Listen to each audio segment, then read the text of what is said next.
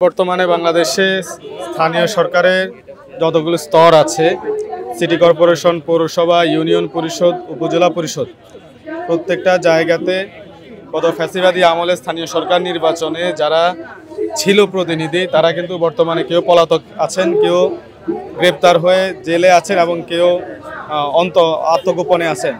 ফলশ্রুতিতে বাংলাদেশের স্থানীয় সরকারের যতগুলো স্তরে আছে সবগুলোতে মানুষ সুবিধাবঞ্চিত, নাগরিক সুবিধা পাচ্ছে না। যে সকল মৌলিক প্রয়োজন সেইগুলোও তারা ইউনিয়ন পরিষদে গিয়ে বারবার ফিরে আসতেছে। এই সংক্রান্ত বাংলাদেশের নাগরিক সুবিধা না পাওয়ার ক্ষেত্রে মানুষের মধ্যে একটা ক্ষোভ এবং একটা উদ্বেগ সৃষ্টি হয়েছে, যার কারণে আমরা গত দীর্ঘ কয়েক মাস যাবৎ আমরা বলে আসতেছি এনসিপির পক্ষ থেকে যে স্থানীয় সরকার নির্বাচন দিতে হবে, নাগরিকরা যেন তাদের নাগরিক সুবিধা নিরবিচ্ছিন্নভাবে স্মুথলি পায়, সেই জন্য প্রত্যেকটা স্তরে স্থানীয় সরকার নির্বাচন দিতে হবে।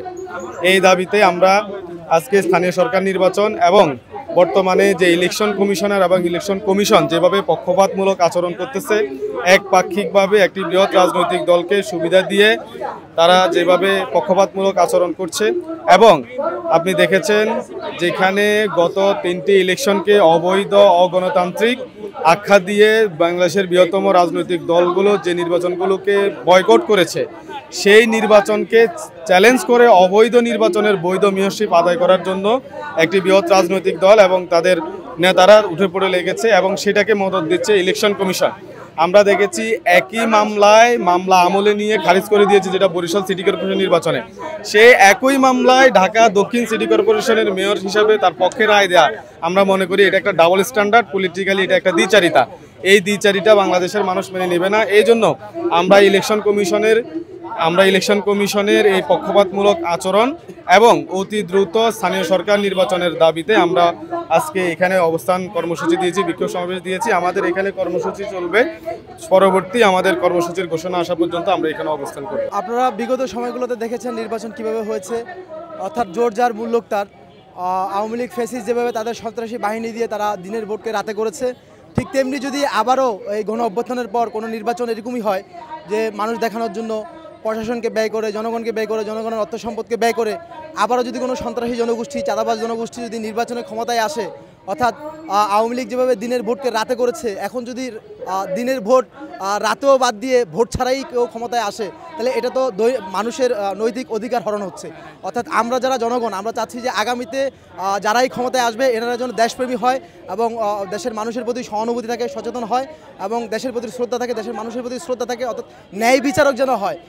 এমন যেন না হয় যে তাদের নির্দিষ্ট সন্ত্রাসী জনগোষ্ঠী আছে, সন্ত্রাস জনগোষ্ঠী দিয়ে তারা নির্বাচন কেন্দ্রগুলোকে দখল করে রাখলো, আর সেখানে সাধারণ মানুষগুলো তাদের নৈতিক অধিকার ভোট দিতে গিয়ে ভোট হরণ হলো, ভোট দিতে পারলো না, সেই ফ্যাসিস্ট সরকারের মতো এরকম যেন না হয়। এই জন্য স্থানীয় নির্বাচনটা প্রয়োজন। কেন স্থানীয় নির্বাচন একজন কমিশনার সাথে, একজন ওসির সাথে সম্পর্ক হয়, যে কমিশনার তিনি এলাকার মানুষের সম্পর্কে সব ধরনের অভিমতি, সব ধরনের বিবেচনা কিন্তু একজন কমিশনারের থাকে, কিন্তু একজন এমপির কিন্তু জেলার প্রত্যেকটা এলাকার প্রত্যেকটা মানুষ সম্পর্কে কিন্তু অবগত থাকে না। সেই জন্য আমরা আগে স্থানীয় নির্বাচনই চাই। স্থানীয় নির্বাচন কেন আমরা আগে চাচ্ছি, এটা নিয়ে অনেক কোশ্চেন আছে। শুধু আমার চাওয়া না, আমাদের চাওয়া না, অনেক দলগুলো চাচ্ছেন এগুলাতে। এই জন্য যে বাংলাদেশের মানুষ সেবা বঞ্চিত হচ্ছে। প্রায় আমরা দেখেছি 5000 ইউনিয়ন, প্রায় অনেকগুলো পৌরসভা, প্রায় 495টা উপজেলা সব সাসপেন্ডেড, অলমোস্ট মানুষজন পালিয়ে গেছে অনেক জায়গায়। তা মানুষজন ডে টু ডে যে কানেকশনটা হচ্ছে মানুষের জনপ্রতিনিধিদের সাথে, সেখানে জনপ্রতিনিধি নাই, কিছু নাই, এলে ফাংশন করতেছে না টোটালি। এবার একটু আগে আমি শুনেছিলাম যে এক জায়গায় চাউল তসরুপ হয়েছে, অমুক জায়গায় ডিস্ট্রিবিউশন হয় নাই, ভিজিএফ কার্ড গেছে ঈদের আগে, সমস্যা হয়েছে কারণ ওখানকার প্রতিনিধি নাই। তাহলে যে কেউ হতেছে বিভিন্ন দলের লোকজন নিয়ে তসরুপ করার সম্ভাবনা রয়েছে। আর ইউনো এককভাবে কয়টা দায়িত্ব পালন করবেন, অনেক বেশি ওভারবার্ডেন হয়ে গেছে। ইভেন আপনি ডিসিগুলারে দেখেন, জেলা পরিষদ দায়িত্ব পালন করতেছে, সবগুলো পালন করে ইট ইজ আনইমাজিনেবল অবস্থায় রয়ে গেছে, কারণ পার্লামেন্ট প্যারালালি সে জায়গা থেকে মানুষ সেবা অব্যাহত পাচ্ছে না। 2 নম্বর, আমরা বিভিন্ন জায়গায় কনফিউশন দেখছি, কন্ট্রাডিকশন দেখছি, কনফ্লিক্ট দেখছি। ওকে ফাইন, তাহলে আপনার সিটি কর্পোরেশনগুলো ইলেকশন হোক, আপনার তাহলে আমাদের এই বিভিন্ন ইস্যু যেগুলো আমার দ্বারা আইছেন, শাহাদাত সাহেব বলেন, ইশরাক ভাই বলেন, নানা ইস্যু যেগুলো কন্ট্রিবিউশন হচ্ছে, ওকে ফাইন, তাহলে ইলেকশনের মাধ্যমে আসুক। 1 নম্বর ইস্যু যে মানুষ সেবা পাওয়ার জন্য ইলেকশনটা লোকাল পার্লামেন্ট জরুরি। 2 নম্বর যেটা জরুরি সেটা হচ্ছে যে আমাদের এই প্রতিষ্ঠানগুলার সক্ষমতা প্রতিষ্ঠান হিসেবে কতটুকু আমরা জানি না।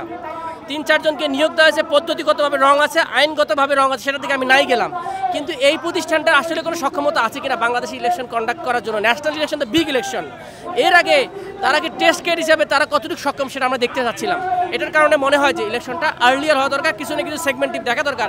এই ইলেকশন কমিশন আমার নিরপেক্ষ পালন করতে পারে কিনা, তার স্বচ্ছ কিনা, তাদের ফাংশনাবিলিটি আছে কিনা, তাদের কার্যক্রম সক্ষমতা কি আমরা দেখতে চাই। পুরো রাষ্ট্র পুরো মেরামত দরকার। নির্বাচন কমিশন কেন?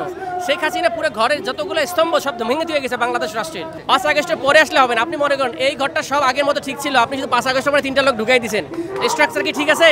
স্ট্রাকচার আগেরটাই রয়েছে। তাহলে আইন কানুন আগের স্টাফ, আপনি একটা কোশ্চেন করি, দেখেন এই যে লোকগুলা গত 3 ইলেকশনের সাথে জড়িত ছিল তাদের ব্যাপারে কি নির্বাচন কমিশনের কোনো ব্যবস্থা নিছে? তাহলে আপনি কীভাবে বলবেন যে সেই লোকগুলো এখন আছে কিনা?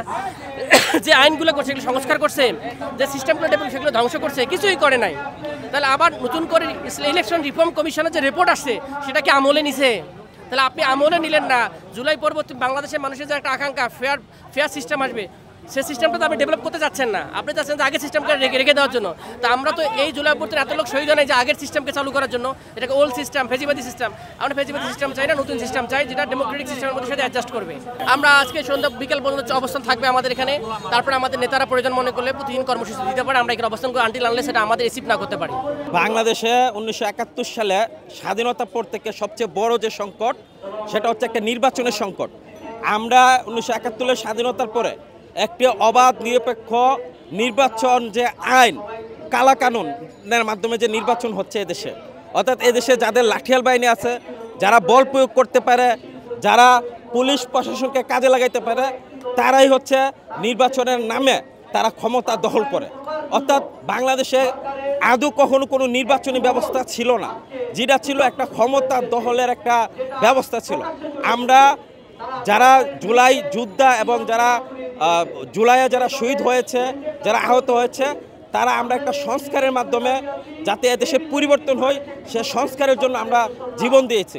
এখন আমরা স্পষ্ট দেখতে পাচ্ছি মির্জা ফখরুল নিজে বলেছে যে বর্তমান যে নির্বাচন ব্যবস্থা এটা একটি বাকশালী ব্যবস্থা। অর্থাৎ বাকশালী ব্যবস্থার মধ্যে বাকশালী কায়দায় আমরা যে কোনো ব্যক্তি এখানে কমিশন হয়ে আসুক না কেন, তারা আরেকটা অবাধ নিরপেক্ষ নির্বাচন বাংলাদেশে অতীতে কোনো নির্বাচন কমিশন দিতে পারে নাই, তারাও পারবে না। আমরা অনতি বিলম্বে আমরা নির্বাচন ব্যবস্থার সংস্কার চাই। পাশাপাশি যারা বর্তমান কমিশনের দায়িত্বরত আছে তারা বর্তমান যে সংকট, যে স্ট্রাককে যে তারা যেভাবে দায়িত্বে থাকা অবস্থায় তারা একপাক্ষিক পক্ষপাতমূলক যে আচরণ করেছে, এটা একটা নির্বাচন কমিশনের একটি গাফলতি এবং একটা দলীয় পক্ষপাতিত্বমূলক আচরণের কারণে আজকে এ সমস্যা সৃষ্টি হয়েছে। এজন্য আমরা অনতিবিলম্বে বর্তমান যে নির্বাচন কমিশন যারা দায়িত্বরত আছে তাদের বিলুপ করে আমরা পুনরায় পুনর্গঠিত করে আমরা নতুন একটি নির্বাচন কমিশন চাচ্ছি। বর্তমান যে সিস্টেম, এই সিস্টেমটা আমরা যে সংবিধানকে চ্যালেঞ্জ করেছি, আমরা যে নতুন সংবিধান চাই, বর্তমানে যারা আছে তারা অবশ্যই আওয়ামী লীগ না হলে আরেকটা দলের পক্ষে তারা নিয়েছে এবং আওয়ামী লীগ বিগত 17 বছরে যে ব্যবস্থার মধ্যে ছিল এ ব্যবস্থার কোনো পরিবর্তন হয় নাই। অর্থাৎ এখন যারাই দায়িত্ব পালন করে, আওয়ামী লীগ যেভাবে রাতের অন্ধকারে রাতের ভোটের নির্বাচন করেছিল, ডামি নির্বাচন করেছিল, একটা বিনা প্রতিদ্বন্দ্বিতার নির্বাচন করেছিল, সে আরেকটি নির্বাচন অনুষ্ঠিত হবে। যারা দায়িত্বরত ছিল তাদের আচরণই বোঝা যাচ্ছে, এটা আওয়ামী লীগের ফিসিবাদী আচরণ তাদের মধ্যে আমরা দেখেছি।